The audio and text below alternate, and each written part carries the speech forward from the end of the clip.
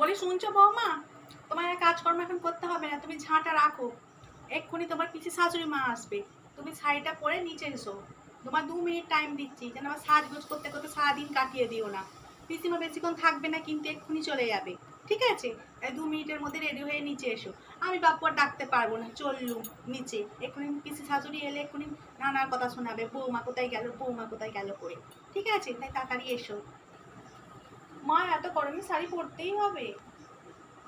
Pant ভাল লাগে না কেন?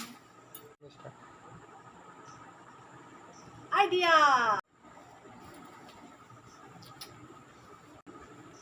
এত গরমে ধুল প্যান্ট ভাল লাগে না, আবার সায়া পরো, ব্লাউজ পরো, ভালো লাগে না।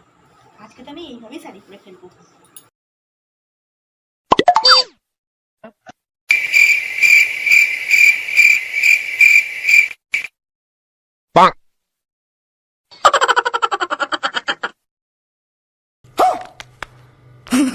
এই তো আমার শাড়ি পরা কমপ্লিট।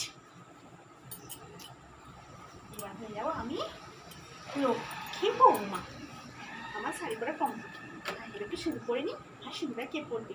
লিপস্টিকটা সামনে আছে, লিপস্টিকটাই লাগিয়ে নি বাবা।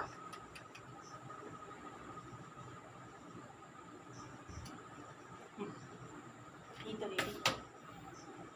মা আমি রেডি।